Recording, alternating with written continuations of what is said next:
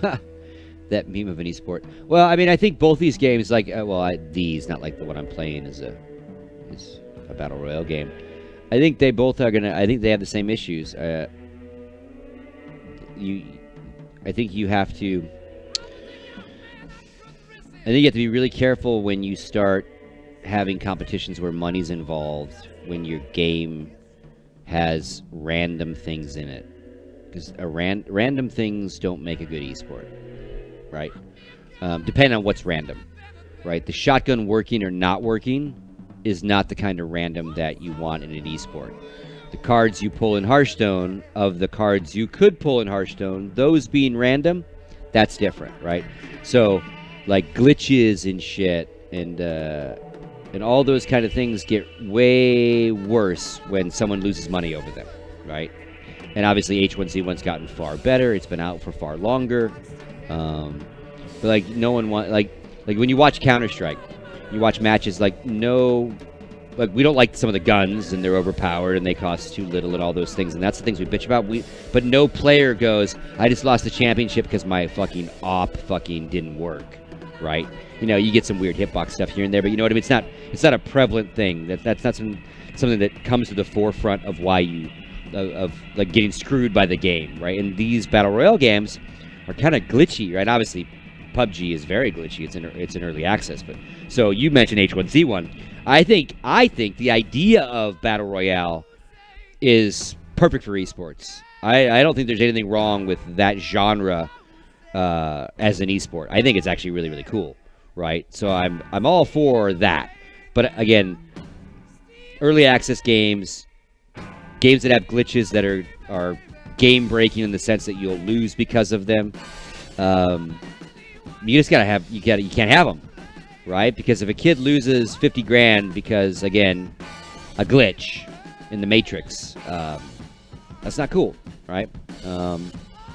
So I do think, the H1Z1 stuff entertains me, like the esports stuff. I liked the TwitchCon stuff they did.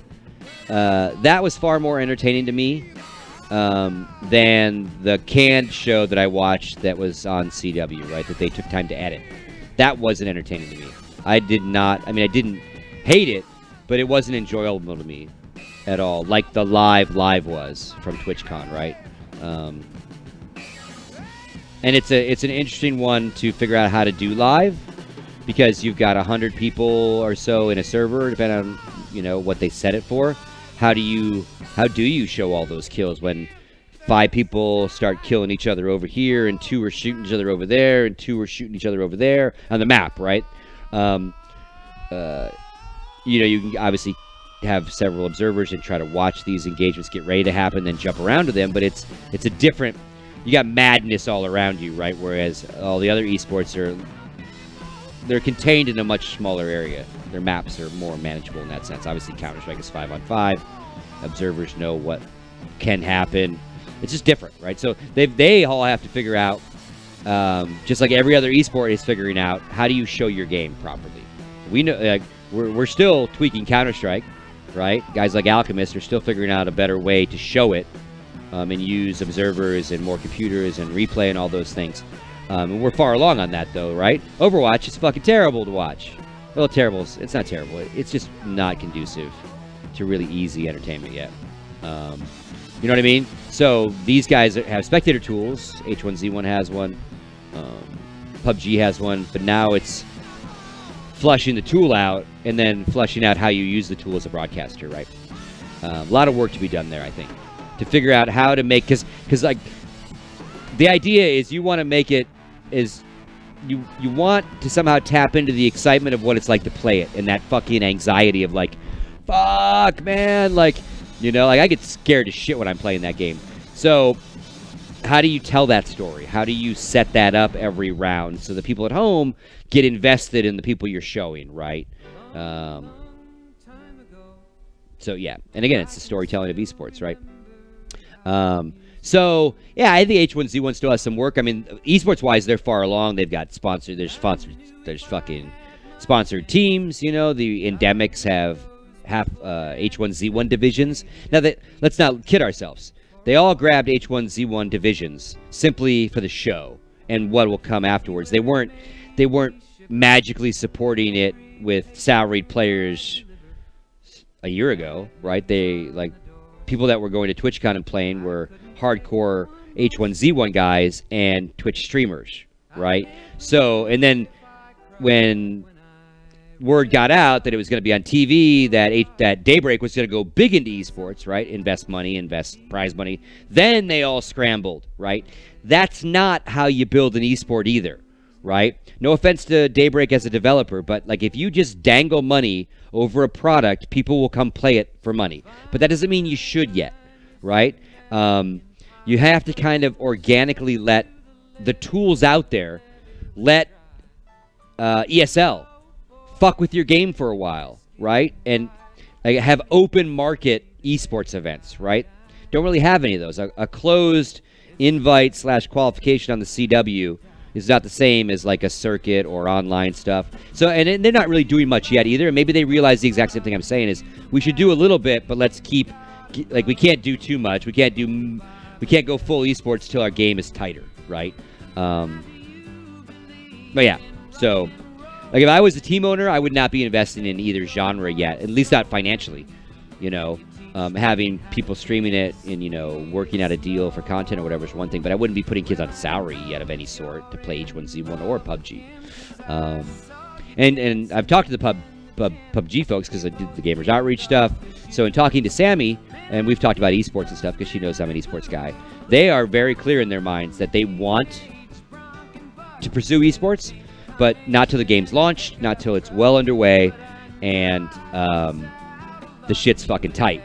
But in the meantime, they will do charity stuff and streamer stuff and less important stuff if you lose, right? If that makes sense. So if these bugs happen, you know, you're not fucking with a kid's career, right? Or a team's, you know, investment into your game.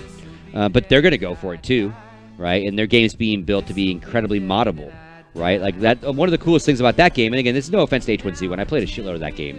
I don't dislike it at all. I think these last couple updates really changed it. I'm really liking PUBG in a lot of ways. But what I will say, like one of PlayerUnknown's big things he says to everybody is like he's only able to do what he's doing now because he was able to mod. By the way, we're number 7, so we're close. We're close, folks. We're close. Okay. One of the things he says in all his interviews, like spouts it very often, is, you know, I'm where I am because I took other people's game engines and other people's games and was able to mod them, right? Arma, DayZ, all these different things, right? That he was part of. Well, wait, DayZ. Well, anyway, and then H1Z1, right? They hired PlayerUnknown to build King of the Kill, right? I mean, they hired him to build a battle royale tool for them. And so he's made this game he said very, very moddable, because once it's out, he wants people to take it and go fucking, like, build something totally different, right? Kind of like he did with Arma. Was Arma the first one he built? You know, he took an incredible tactical sim and turned it into this, like, battle royale thing. I don't know what he built first, right? I came to all that late. But point being, like, so there might be some crazy pro-moddy kind of craziness that comes out of that engine that becomes an esport, right? But I like the idea of all of it. Like, there's the team, because they're different, right? The 1v1v1v1v1, right? The standard, like, deathmatch, battle royale, where everyone's on their own, is really fucking cool. But at the same time, like, the dynamic of teams and squads, it changes the exact same game, right? But also really, really cool. So, again, it'd be really, really interesting to see what happens. Yeah, that's right. Dean Hall was the one that did DayZ, whereas, and PlayerUnknown did Battle Royale, right?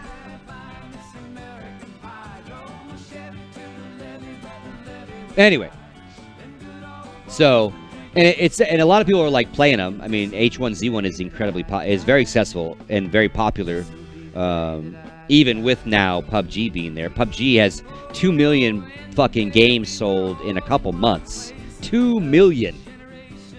It's fucking a lot in a short period of time for an early access game. So, yeah. Anyway, I'm glad you got me ranting about something. So we filled up our time. We're at number 5 now. We're